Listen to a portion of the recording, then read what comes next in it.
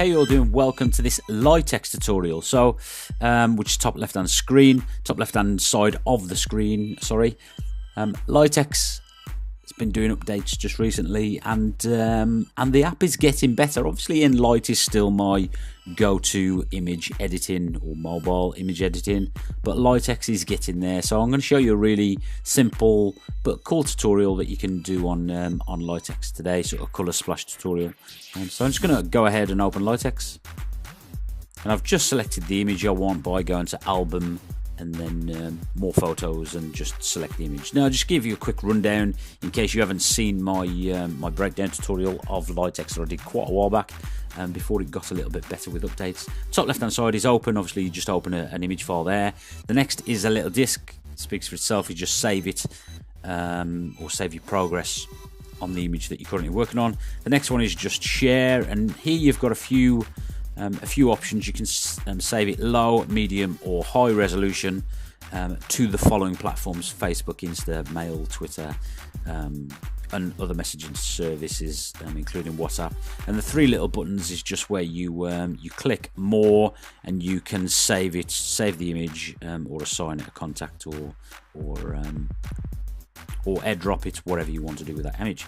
So close that down, and then we have the settings on the right hand side, and this will just tell you about tutorials, or if you have any issues with the app, you can rate the app or write to them and see if they will fix the problem that you may have found. So the way we get our tools bar up is this little pencil in the bottom right hand side of our screen. So I'm going to click that, and then we've got filters, artistic selfie. So the selfie mode, you can just, if I selected it, you could just go ahead and sort of auto and sharpen your selfies out, brush your teeth, whiten your teeth, remove spots, sort your hair out, stretch the image so you don't look as wide, and all that sort of stuff. And the other stuff speaks for itself: cutout, objects and blend modes, color mix and color splash, which is what we'll work with in a second. And we have selective, where you can select the tools, brush, vignette, refine, so sort of shape the tools. And then we have curves and levels, color levels and balancing. And then we can have tools at the bottom where we can transform, adjust, add text, and do sort of focus, pull and focus. I'm going to show you a different way now to blur the background, which is a little bit easier. So I'm just going to go ahead and select splash here. Now what we do with the splash, we're just going to run our finger around the outside of the area that we want to stay normal. So the outer of this person is what the area where we want to blur. So I'm just going to run my finger along, and you'll notice I get this window in my top left hand screen, but that will move depending on where my finger is, and that just gives you a zoomed in image. Now I do look as though I'm doing this carefully and slowly, but you don't have to. I can sort of rush, and there's the window moved. I can rush it and just go around the outside, and that will apply an effect to the background of the area. But you will notice if I zoom in here between his legs, we've not got the same effect. Let me just show you something quickly. I'm going to go to shades, and then I'm going to go to black and white, and you will then see the areas of the image that have not been, or the background of the image that have not had this effect applied to it. And here's one.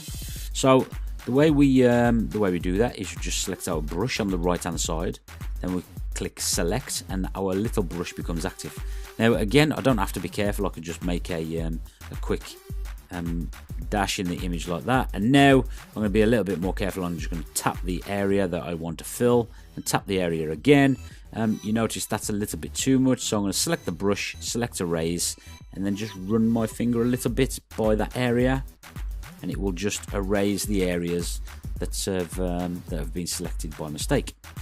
So this area in here, I'm going to tap the little brush blue, and I'm just going to draw a line down there, and you notice it's on his jacket as well. So I'm going to click the erase button and just rub my finger down that area, and that removes the part from the jacket. Again, select my brush, and I'm just going to do this rough, so I purposely go over the line like so. You notice the black area is on the jacket, so I'm going to press my brush, go to erase, wipe over these darker areas or the black areas that I've done by mistake. So you don't even have to do it too near to them, and it will remove them. So the selection part on it is quite big. It's quite good. Sorry, I'm just going to do this part by his hand, and you notice I didn't do anything too quickly.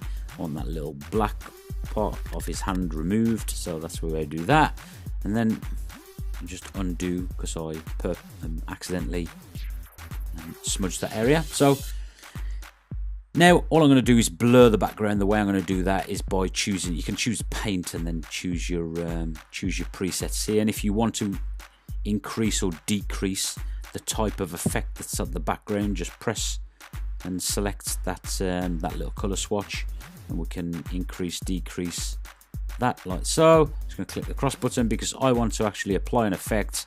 Got this emboss, quite nice. Sketch motion, which is quite cool. The only thing with the motion, if I'm going to recolor something later, you notice these areas here where the motion are, you'll see his jacket's blue, and shortly I'm going to recolor his jacket. If I then recolor his jacket red, it will leave the outer motion part blue. So just be aware of that one. So I'm just going to select the blur.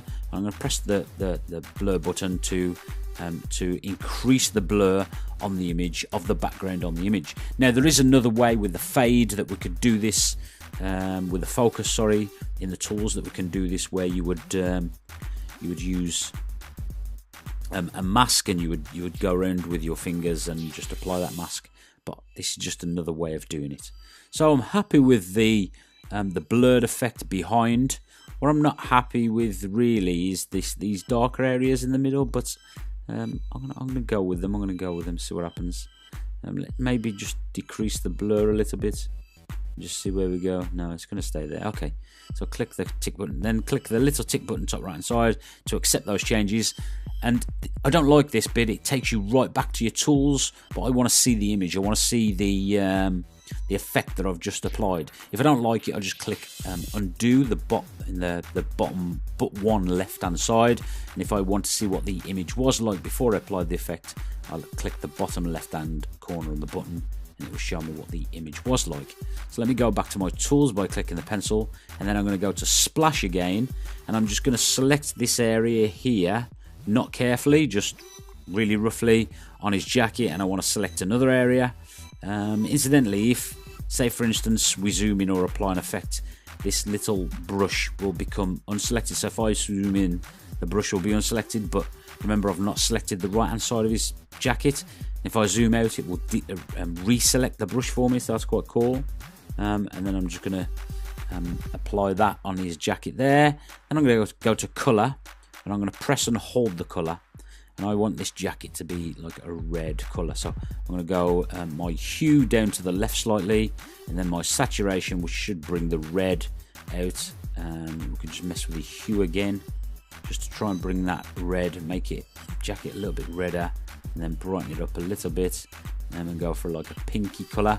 And this jacket looks quite cool like this, but what I want to do, I want to apply the effect to his belt as well. So you notice my brush is still selected because it's blue on the right hand side.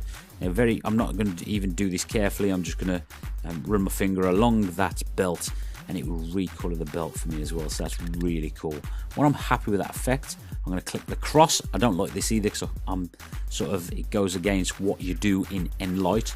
And I'm going to select the cross and then select the tick button. And like I said, it just goes back to the tools. Quite annoying that, but I want to see the image, what it was like and what it's like now. And yeah, that's quite cool. Now we're just going to apply a simple filter, and that's our image finished. Really quick tutorial, like I said. I'm going to click the little pencil down the right hand side to get our tools, select filters. And there's different ways that you can, different filters on the bottom. You can see I've got my daily, I've got paper filter, vintage filters, retro filters. Like you can apply one filter, then go back and apply another one after you've applied it. So and then you just select the filters by their category. So I'm going to go back to daily, and I'm just going to select this Lomo. And I quite like this filter. I think it's a really nice effect. I'm going to select the tick button there. It goes back to the tools. Annoying. And then it goes to tutorial just for a laugh. So quite happy with that. Lomo must have pressed one of the tools by mistake. And this is how the image started, and this is what will look like now. Completely different, but really quick effect. I suppose what you could do maybe is apply another filter to that if you wanted to. I don't think I would. I think it looks okay as it is. I suppose if I was going to apply any sort of filter, I would just apply a light slip maybe in the retro. Would look quite cool. So yeah, look quite cool as well. Click the little tick button, go back to my image, and that's the way the image is. So I'm just going to click the share button there. I'm going to go to more and just save that image to my camera roll. When I go into my camera roll, that's where that image will be. This is Litex. I'll do a few more tutorials with this because the app is getting much better. Thanks a lot for watching, and I'll catch you all very soon.